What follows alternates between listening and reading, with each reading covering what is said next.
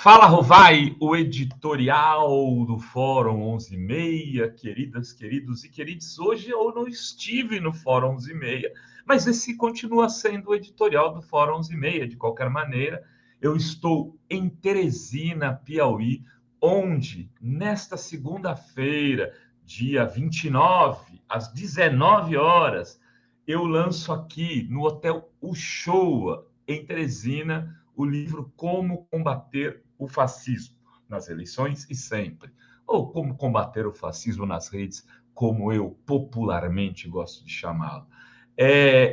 Então, esse final de semana estarei por aqui também, e vamos que vamos. Espero que vocês aí, quem tiver amigo em Teresina, dá um toque para o pessoal vir. Hoje eu vou falar, obviamente, do Jornal Nacional de ontem, daquilo que a Globo denomina de sabatina. Sempre tem que ser aquelas coisas, né?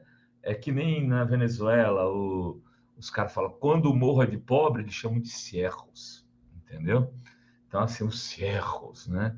É sempre dar um... Então, quando, no caso aqui, é sabatina, porque é da Globo. A gente faz entrevista, faz live, é diferente, sacou? Mas, então, nessa sabatina de ontem, o Lula arrebentou, né? Eu mesmo achei que não tinha, no primeiro momento, arrebentado tanto. Talvez eu tenha ficado impactado com o tom das perguntas e achado que talvez aquilo pudesse não ter dialogado com uma parcela importante da população brasileira que assiste Jornal Nacional. Afinal de contas, o Jornal Nacional é o principal jornal da TV brasileira e do mundo jornalístico no Brasil. Aproximadamente 35% da população, um terço da população assistiu, e não se falou, por exemplo, de algo que é substancial na vida do brasileiro: comida, emprego, né? Direitos humanos, segurança pública, isso tudo ficou para lá. Ou seja, Lula, a despeito da narrativa dos bolsonaristas, não teve vida fácil ontem na Globo, no Jornal Nacional. Eu fiz um texto, cujo título é o título desta live também, desse Fala Rovai, que é Corrupção, MP, Dilma, Ditaduras. Lula não teve vida fácil no Jornal Nacional. Ou seja, a primeira pergunta foi sobre corrupção. Ah, mas o Bonner falou que ele não é condenado ou descondenado. Queridos, é o seguinte, ele não é. Então não tem que inventar, ele não é, ponto. Então o Bonner tem que registrar que, a despeito de ele estar com a sua vida privada, pública, regular na justiça, ele ia tratar de corrupção por conta da corrupção do PT. Bolsonaro teve alguma pergunta de corrupção? Nina, não. E na família do Bolsonaro, o Flávio Bolsonaro tem uma mansão de 6 milhões de reais, tem uma punhalada de apartamento, o Bananinha viaja o tempo todo para o exterior, faz viagens assim nababescas, se veste de príncipe. O outro lá, o 04, né? O filho Renan, né? Esse daí, então, virou empresário, media reuniões com o pai, ganhou um carro de um cara que ele levou para conhecer PAPs e fazer negócios. Não só conhecer, evidentemente, que fez negócio com o governo federal. Enfim, Michele, cadê? Alguém falou, a Michele, sua mulher, recebeu 89 mil. Não teve isso. E para o Lula foi corrupção na veia, logo de cara. Depois disso, entra a Renata, que foi até agradável com o Lula, sim, não foi... E o Lula muito agradável com ela, inclusive. Eu vi jornalistas da Globo registrando isso, tem um texto maravilhoso da Senara Menezes lá no site da Fórum, que você pode acessar, mas vários jornalistas da Globo também comentaram isso. A diferença de tratamento que o Lula deu a Renata e o Bolsonaro deu. A diferença de tratamento de um com mulher e do outro. A Renata vem com uma coisa que não interessa em absolutamente nada a vida do país, a não ser aos lavajatistas e a Globo que os financiou, e a Globo que os tornou heróis nacionais. se o Lula vai indicar ou não pela lista tríplice o Procurador-Geral da República. Convenhamos, né? Fez a pergunta, ok, eu meio que respondeu, sai fora. Não, insistiu, comeram uns 10, 12 minutos do Lula nessas duas perguntas, do Lula e da gente. E o Lula que indicou, como a Dilma também, sempre o primeiro da lista. Ah, bom, mas não tinha que falar isso para o Bolsonaro, afinal de contas, ele não indicou ninguém da lista.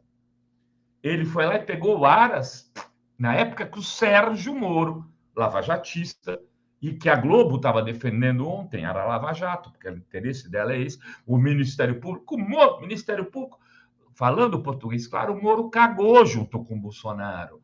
Eles não indicaram as pessoas que foram eleitas nessa tal lista tríplice. Ou seja, uma pergunta que, em tese, seria muito difícil para alguém sair, como a de corrupção. Não foi a Moro, a Globo que aliviou para o Lula. Foi o Lula, que é, como diz o Chico Pinheiro, o nosso Pelé da política, que driblou a Globo das armadilhas que lhe foram colocadas. Mais uma questão, Dilma. Bom, o Lula não tem problema com a Dilma.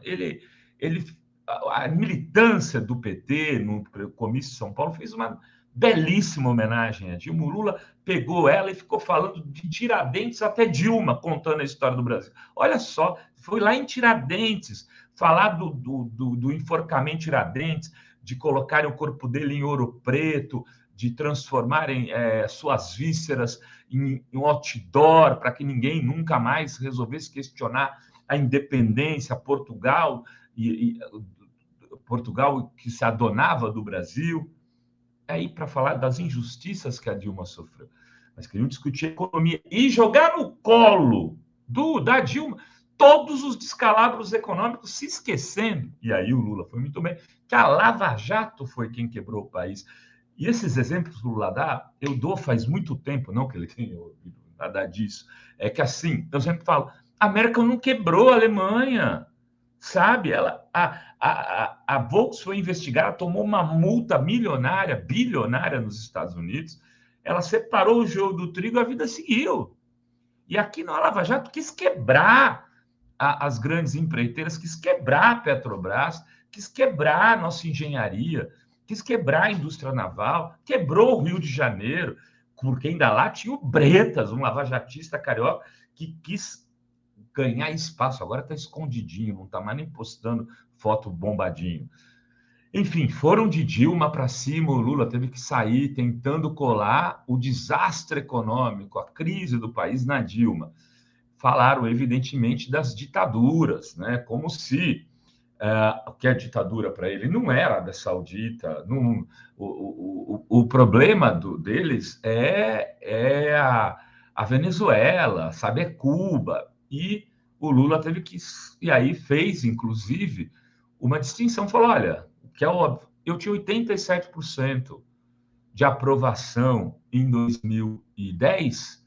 Um deputado do PT foi lá e entrou com um projeto para buscar a terceira reeleição do Lula, e ele não aceitou, ponto final.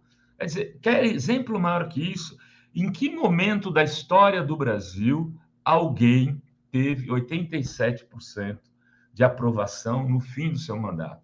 Quando o Fernando Henrique buscou a reeleição, ele tinha muito menos que isso. E o Lula não buscou um terceiro mandato. Falaram, evidentemente, de MST. O MST e o Lula, quer dizer, colocaram o MST como uma armadilha.